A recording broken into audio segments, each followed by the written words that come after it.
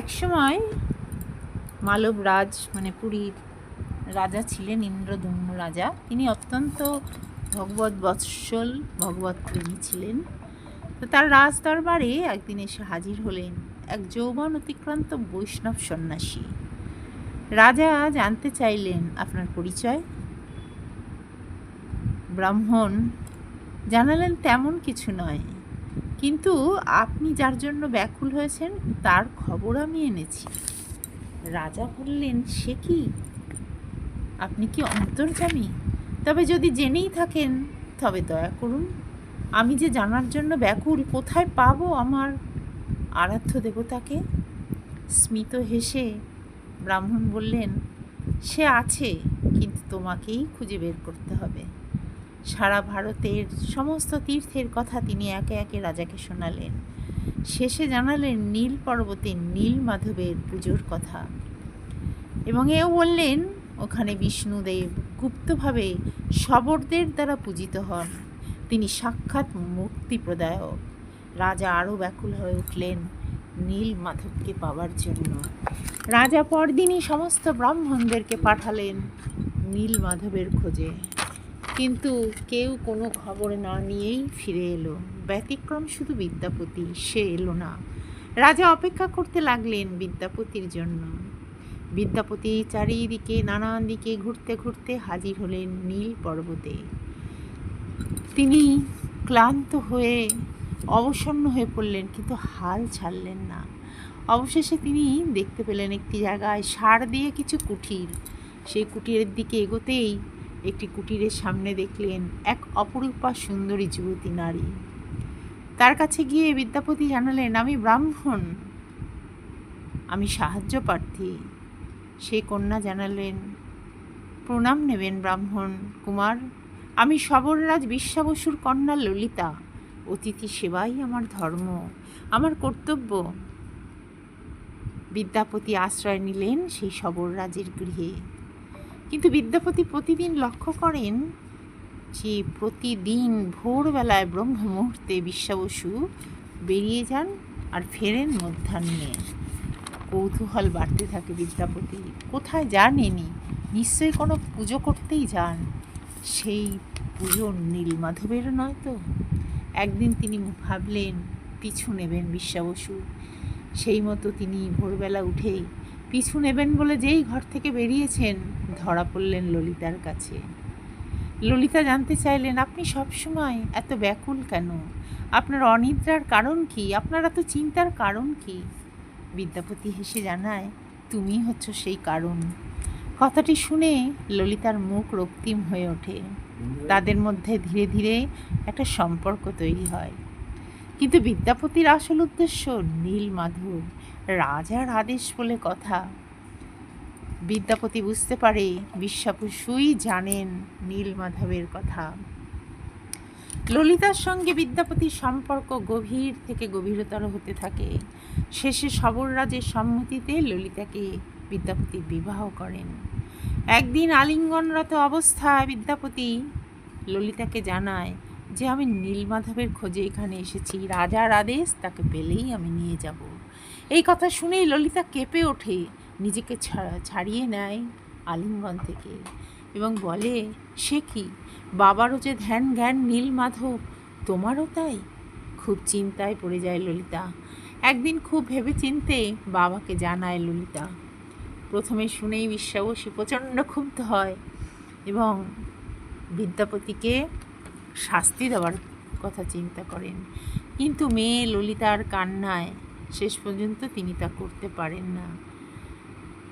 ললিতার কান্নায় বিগলিত হয়ে বিশ্বাবসু রাজি হয় যে একদিন বিদ্যাপতিকে নিয়ে যাবে নীলমাধব দর্শনে, কিন্তু একটি শর্ত আছে, তাকে চোখ বেঁধে নিয়ে যাওয়া হবে এবং নীলমাধবের সামনে গিয়ে খুলে তাকে দর্শন করিয়ে আবার চোখ বেঁধেই ফিরে নিয়ে আসবে, রাস্তাটা চেনাবে না। রাজি হয় বিদ্যাপতি। কিন্তু বিদ্যাপতি ছিল অত্যন্ত তীক্ষ্ণ বুদ্ধিধারী ব্রাহ্মণ। সে যাওয়ার সময় হাতে করে সর্ষে নিয়ে যায় এবং তাকে চোখ বেঁধে যখন নিয়ে যাওয়া হয় সে সর্ষে সেই পথের দুধারে ছড়াতে ছড়াতে যেতে থাকে। নীলমাধবের সামনে উপস্থিত হতেই তার চোখের বাঁধন খুলে দিতেই সে দেখতে পায় যেন চারিদিকে এক আলোর ছটা। অপূর্ব সেই নীলমাধবকে দর্শন করেই সে সাষ্টাঙ্গে প্রণাম করে। বিশ্বাবসু শুরু করে তার প্রতিদিনের মতন পুজো পাঠ। হঠাৎ আকাশবাণী হয়, বিশ্বাবসু, এতদিন আমি তোমার পুজো নিয়েছি, এখন রাজা ইন্দ্রদুম্নের ভক্তির টানে আমি তার কাছে যেতে চাই। কান্নায় ভেঙে পড়ে বিশ্বাবসু। ঘরে ফিরেই বিদ্যাপতিকে তিনি বন্দি করেন, কিন্তু কন্যার কান্নায় শেষ পর্যন্ত তাকে মুক্তি দেন। বিদ্যাপতি ফিরে আসেন রাজার কাছে, রাজাকে সমস্ত ঘটনা জানান। রাজা সৈন্য সামন্ত নিয়ে উপস্থিত হয় সবর রাজের রাজ্যে। বিশ্বাবসু গিয়ে বলেন, বলুন কোথায় আছে নীলমাধব? অত্যন্ত শান্তভাবে বিশ্বাবসু জানায়, আমি জানি না। এই কথা শুনে রাজা ক্ষুব্ধ হয়ে বিশ্বাবসুকে মারতে উদ্যত হয়। সঙ্গে সঙ্গে আকাশবাণী হয়, হে রাজন, ক্রোধ সম্বরণ করুন, আপনি নীলমাধবের দর্শন পাবেন না। আপনি ফিরে যান, ফিরে গিয়ে আপনি দারুক ব্রহ্ম মূর্তি তৈরি করুন, সেটি হবে আপনার নীলমাধব। এরপর রাজা বৈশাখী শুক্লা নবমীতে শুরু করেন মন্দির তৈরির কাজ। মন্দির তো তৈরি হয়, কিন্তু বিগ্রহ কিভাবে হবে? রাজা স্বপ্নাদেশ পান যে সমুদ্রে ভেসে আসবে এক কাঠ, যা শঙ্খচক্র গদা পদ্ম চিহ্ন অবস্থায় থাকবে। সেই কাঠ ভেসে আসতেই সেই কাঠ তোলার জন্য সবাই চেষ্টা করতে থাকে, কিন্তু কেউ সেই কাঠ তুলতে সক্ষম হয় না। আকাশবাণী হয় বিশ্বাবসুকে ডাকার। বিশ্বাবসু এসে সেই কাঠে হাত দিতেই সেই কাঠ সঙ্গে সঙ্গে জল থেকে তুলে আনা হয়। কিন্তু সেই কাঠের কোনো কারিগর সেই কাঠের মধ্যে কোনো বাটালি হাতুড়ি ব্যবহার করতে অক্ষম হয়। শেষে উপস্থিত হয় এক বৃদ্ধ। সে জানায়, আমি পারবো মূর্তি তৈরি করতে, কিন্তু আমার একটা শর্ত আছে। আমি দরজা বন্ধ করে বিগ্রহ তৈরি করব, যতদিন না আমি নিজে খুলব ততদিন যেন দরজা খোলা না হয়। এই মন্দিরের ভিতরেই আমি বিগ্রহ তৈরি করব। রাজা রাজি হয়। সেই বৃদ্ধ মন্দিরের ভিতর ঢুকে মন্দিরের দরজা বন্ধ করে দেন। তো এইভাবেই টুকটাক টুকটাক হাতুড়ি বাটালির আওয়াজ রাজারানী শুনতে পান। কিন্তু 15 দিন হয়ে যাওয়ার পর পুরো আওয়াজ বন্ধ হয়ে যায়, স্তব্ধ হয়ে যায়। রানী চিন্তিত হয়ে ওঠেন, তিনি অধৈর্য হয়ে ওঠেন। তিনি কান্নাকাটি শুরু করেন যে বৃদ্ধ মানুষ, এতদিন ধরে কোনো খাদ্য নেই, পানীয় নেই, কোনো আওয়াজ পাচ্ছি না, নিশ্চয়ই তিনি দেহ রেখেছেন। রাজাকে অনুরোধ জানান দরজা খোলার জন্য। রাজা প্রথমে কিছুতেই রাজি হচ্ছিলেন না, কিন্তু রানীর পীড়াপিড়িতে, রানীর কান্নায় রাজা বাধ্য হন দরজা খুলতেই। তো দরজা খুলতেই রাজা কান্নায় ভেঙে পড়েন। এ কি, এ তো অসম্পূর্ণ বিগ্রহ, হাত নেই, পা নেই, কান নেই, খালি বড় বড় চোখ। রাজা কাঁদতে থাকেন। রাত্রিবেলায় ভগবান স্বপ্নে দেখা দেন রাজাকে, বলেন, হে রাজন, কোনো ভয় নেই, আমি এই রূপেই প্রতিষ্ঠিত হব কলিযুগে, দাদা বলরাম আর বোন সুভদ্রা সুদর্শনকে নিয়ে। এই যে মন্দিরের চূড়ায় যে সুদর্শন চক্র আছে, এই সুদর্শন চক্রকে প্রণাম জানানো আর জগন্নাথে প্রণাম জানানোর মধ্যে কিন্তু কোনো তফাৎ নেই। জগন্নাথের কাছে পৌঁছাতে না পারলেও দূর থেকে সুদর্শনকে প্রণাম করলেই জগন্নাথ প্রণাম হয়ে যায়। এরপর ভগবান আকাশবাণী করেন যে, হে রাজন, তোমার যখন এত দুঃখ হয়েছে, তোমাকে আমি আশ্বস্ত করছি, তোমার কোনো চিন্তা নেই, কারণ এই জগতে যা কিছু ঘটে সব আমার ইচ্ছাতেই ঘটে। তোমরা যে দরজা খুলে ফেললে সে আমার ইচ্ছাতেই হয়েছে, কারণ এই রূপেই কলিযুগে আমার আসার কথা। তোমার যখন এত স্বাদ নীলমাধবের, তুমি এক কাজ করো, তুমি যাও নীলগিরিতে, গিয়ে সেখানে নীলমাধবের জ্যোতিরূপী নাভি এনে এই বিগ্রহের বক্ষে স্থাপন করো, প্রতিষ্ঠা করো। কিন্তু রাজা তো সেই নীলমাধবের মন্দির চেনে না, তখন ডাক পড়ে আবার বিদ্যাপতির। বিদ্যাপতি রাজনকে নিয়ে সেখানে আবার যান।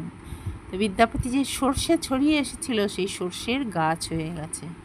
সেই সর্ষের গাছ ধরে ধরে সেই সীমানা দেখে নীলমাধবের সামনে বিদ্যাপতি রাজনকে নিয়ে উপস্থিত হন এবং জ্যোতিরূপী সেই নাভি এনে জগন্নাথ বক্ষে প্রতিষ্ঠা করা হয়।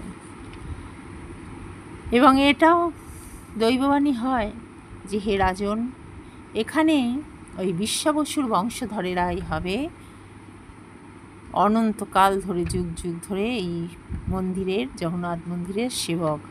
আজও শবর বংশধরেরাই জগন্নাথ মন্দিরের সমস্ত সেবার কাজে নিযুক্ত আছে। আরও আরও আকাশবাণী হয় যে বিদ্যাপতির বংশধররা হবে এখানকার এই মন্দিরের পূজক, মানে যারা পুজো করবে তারা ওই বিদ্যাপতির বংশধর হবে। বিদ্যাপতির যে দাদা ভাই, তাদের যে পুত্র, আবার তাদের পুত্র, এইভাবে বংশ পরম্পরায় চলে আসছে। আর ললিতার যে সন্তান হয়েছিল, আকাশবাণী হয় যে ললিতার সেই সন্তানদের যারা বংশধর হবে তারা হবে এই মন্দিরের পাচক, অর্থাৎ তারা রান্নার কাজে নিযুক্ত থাকবে। এবং সেইটি কিন্তু আজও চালু আছে। এইভাবে এদের বংশ পরম্পরাতেই জগন্নাথ মন্দিরের সেবা পুজোর কাজ চলে। তো আমরা এই রূপে জগন্নাথকে যে পেলাম কলিযুগে, কেন পেলাম, কেন ভগবান এই রূপে এলেন, সেটা আবার আমরা শুনব রথের দিন। হরে কৃষ্ণ, জয় রাধে।